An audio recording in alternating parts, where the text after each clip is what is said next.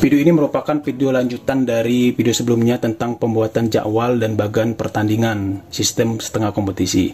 Bagi teman-teman yang belum menonton video tersebut, ya silahkan tonton terlebih dahulu agar memang lebih mudah memahami dalam penjelasan di video ini. Oke teman-teman, sekarang kita masuk saja bagaimana sih cara penulisan ya, hasil pertandingan, hasil skor ke dalam bagan.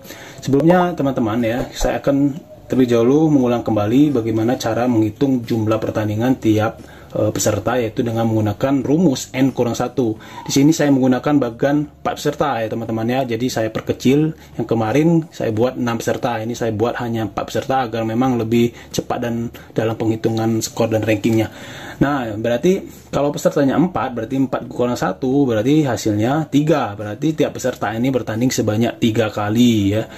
Nah, untuk menghitung jumlah keseluruhan pertandingan, kita menggunakan rumus N bagi 2 dikali N kurang 1, maka hasilnya didapat 6. Berarti total keseluruhan pertandingan di grup ini sebanyak 6 kali. Ini sudah saya aplikasikan ke dalam rumus tadi ya, jadwal pertandingannya seperti ini dengan menggunakan sistem rotasi, maka dapatlah jadwal pertandingan seperti ini. Nah teman-teman, sekarang kita masuk ke dalam penulisan skor. Yang pertama, langkah pertama yang teman harus perhatikan dalam penulisan skor, pencatat skor ini harus benar teman-teman. Kenapa? Karena kalau dalam mencatat skornya hasil pertandingan ini salah, saat dimasukkan ke bagan hasilnya juga nanti salah teman-teman. Bagaimana? Yang sering terjadi kekeliruan adalah kebolak-balik dalam mencatat skor ya. Misalkan contoh 1 lawan 2 di sini. 1 lawan 2 skor 3-1. Yang menang di sini berarti 1, skornya 3-1. Berarti yang menang adalah angka nomor urut 1 atau pemain A. Nah, kadang-kala tercatat keliru, misalkan jadi 1-3, otomatis jadi kalah dong 1 ya enggak? Jadi yang menangnya adalah nomor 2 atau B. Padahal sebenarnya yang menang adalah A, karena kesalahan dalam pencatatan ya hasil pertandingan, hasilnya akhirnya keliru. Nah ini akhirnya terjadi keributan ya, terjadi keributan saat penghitungan skor dan perankingan. Tadinya menang, akhirnya jadi kalah. Kenapa? Kekeliruan dalam pencatatan hasil pertandingan. Jadi patokan pertama ya, agar hasil dari perankingan valid adalah catat skor sesuai dengan urutan atau nama dari pemain tersebut ya. Jangan sampai kebolak-balik. Oke, sekarang kita masuk ke dalam penulisan skor ke dalam bagan pertandingan. Ini saya buat skenario hasil pertandingan, saya juga nggak tahu ya siapa nanti yang menangnya ya, otomatis nanti kita hitung saja rankingnya siapa kira-kira pemenang. Nah, sekarang kita coba aplikasikan ya. Patokan utama ya teman-teman, patokan utama dalam mencatat skor itu adalah angka sebelah kiri atau nama pemain ini ya, sebelah kiri. Ini saya buat ya nomor urut saja teman-teman, nggak nama pemain ya. Di sini berarti 1 lawan 2, otomatis berarti ya 1 lawan 2 berarti A lawan B ya teman-teman ya. Ya, jadi bisa dipahami ya di sini ya. Saya catat hanya sebatas nomor pemain saja, nomor urut saja, bukan namanya. Nah, sekarang kita masukkan skor 1 lawan 2. Hasilnya 3-1 ya. Arti dari 3-1 berarti 3 ini skornya nomor 1 ini skor pemain nomor 2 ya. Jadi yang menang adalah ya nomor urut 1 atau A, pemain A yang menang ya. A lawan B berarti menang A kalau melihat dari hasil pertandingan ini. Jadi cara patokan dalam mencatat skor itu adalah nomor urut sebelah kiri dulu, angka sebelah kiri disusul dengan angka lawan atau yang sebelah kanan ini.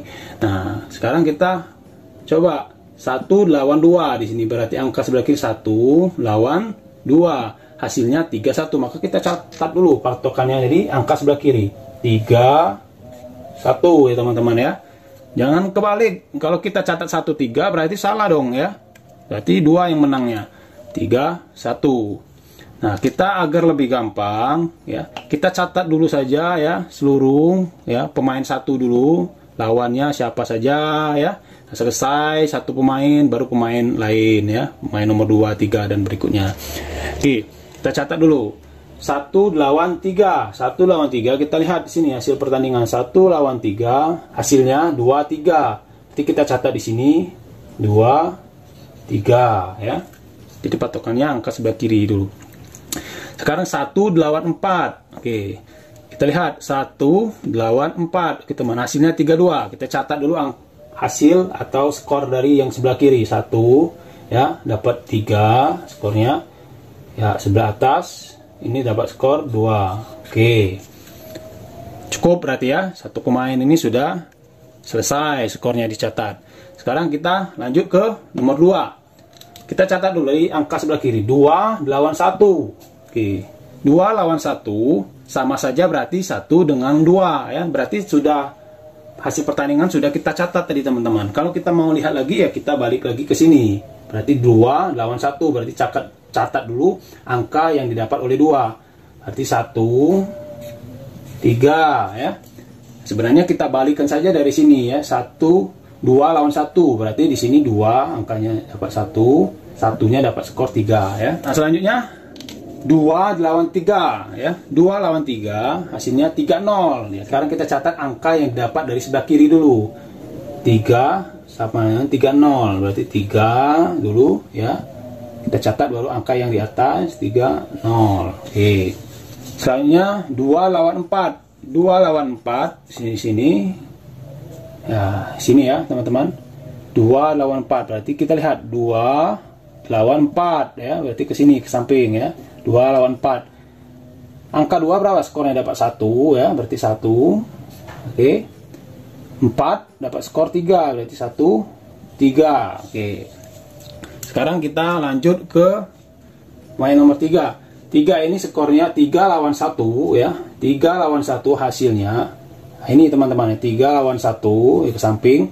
3 2. Kita catat dulu skor 3 ya, 2. Oke. 3 lawan 2 ya. 3 lawan 2 ini juga teman-teman ya. Nah, 3 lawan 2 berarti hasil 3 dapat 0, nomor 2 dapat 3. Berarti 0 3 teman-teman. 0 3. Oke. Selanjutnya 3 lawan 4. 3 lawan 4 ini berarti ke kanan ya.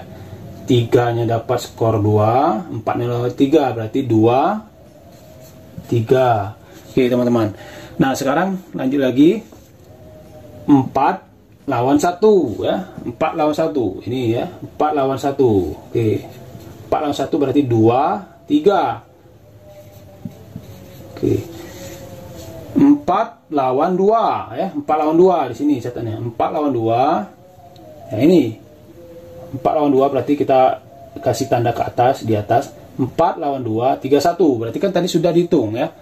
4 lawan 2 3 1. Nah, sekarang kita catat 4 lawan 3. 4 lawan 3. Nah, sini teman-teman ya. Lihat tandanya ke atas 4 lawan 3. Berarti 3 2 ya. 3 2.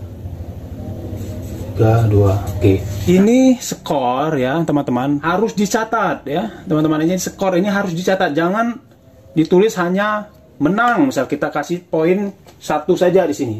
Nah, atau kita kasih tanda conteng gitu. Itu keliru, teman. Ada sebagian saya pernah perhatikan itu nggak ditulis poinnya di sini, tapi dia hanya diconteng saja. Misalkan 2 menang, dikasih tanda di sini.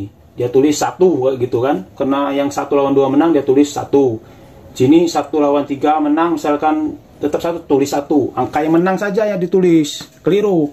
Jadi untuk bagan ditulis betul skornya teman-teman. Mengapa? Karena ini nanti apabila terjadi ada poin yang sama, otomatis di sinilah berperan nantinya ya. Di ujung pas rankingan berperan. Kalau kita hanya mencatat misalkan yang menangnya saja kita tulis, otomatis nanti di rankingan banyak sekali menemukan permasalahan ya.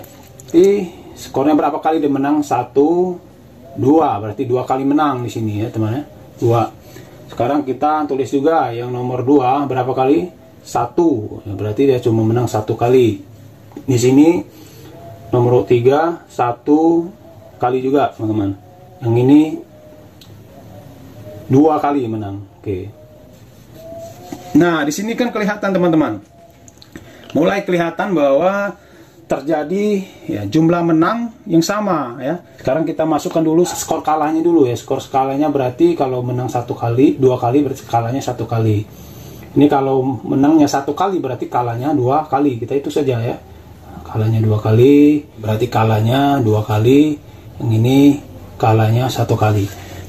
Untuk pengalian skor biasanya saya gunakan sesuai dengan sistem yang dipakai ya. Kalau menggunakan sistem the best of 5 berarti kan cari 3, maka pengalinya 3. kalau pakai the best of 3 berarti kan skornya cari 2, maka pengalinya 2. Sini karena kalau menggunakan the best of 5 berarti pengalinya 3. 2 dikali 3 maka 6 sini teman-teman ya. Nah ini juga 1 dikali 3 berarti 3, 1 dikali 3, 3, 2 dikali 3, 6. Jadi pakai pengalinya tergantung sistem pertandingan. Kalau menggunakan sistem the best of 5 berarti pengalinya 3. Kalau pakai the best of 7 berarti pengalinya 4. Nah sekarang kan kita dapat skornya sama teman-teman ya. Terus bagaimana caranya? Ya, caranya ini urutannya. Kita hitung dulu jumlah menang ya, jumlah skornya. Terus head to head, baru selisihnya, poin, dan uji tanding kalau memang terjadi tetap sama. Nah sekarang kita lihat dulu. Yang poin sama, yang paling tinggi itu ada nomor 1 dengan nomor 4. Ya.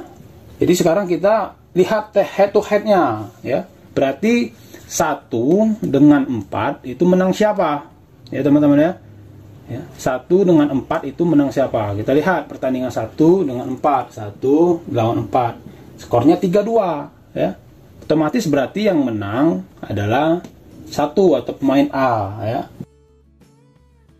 Berarti di sini otomatis peringkat 2-nya adalah 4. Kenapa? Kalau lebih dari 2, misalkan pemain yang sama itu lebih dari 2, biasanya ya terjadi circle kayak gitu ya, bolak-balik gitu, maka dihitung selisih masing-masingnya ya. Untuk yang ini 3-4 ya kita gunakan head to head juga ya. Jadi head to head antara 2 dengan 3 menang siapa? Kita 2 dengan 3, 3-0 ya skornya. 3-0 berarti dimenangkan oleh pemain nomor 2 atau B. Jadi di sini 3-4. Oke, teman-teman. Oke teman-teman, jadi seperti itu ya, gampang sebenarnya. Memang ini sedikit harus lebih teliti lah dalam menulis skor, penghitungan ya. Jadi pertama saya rangkumkan bahwa saat menulis skor, tulislah sesuai dengan urutan pemainnya, jangan kebolak-balik. Kedua, catat betul skornya ke dalam bagan, angkanya. Bila perlu, poin per set itu ya, poinnya dicatat. Misalkan hasilnya set pertama 11-7, itu harus memang disimpan rapi. Kenapa? Karena nanti apabila terjadi sama terus, maka itu juga akan kita gunakan teman-teman ya. Itu saja mungkin ya cara membuat dan menghitung rankingan ya. Rankingan dari sistem setengah kompetisi.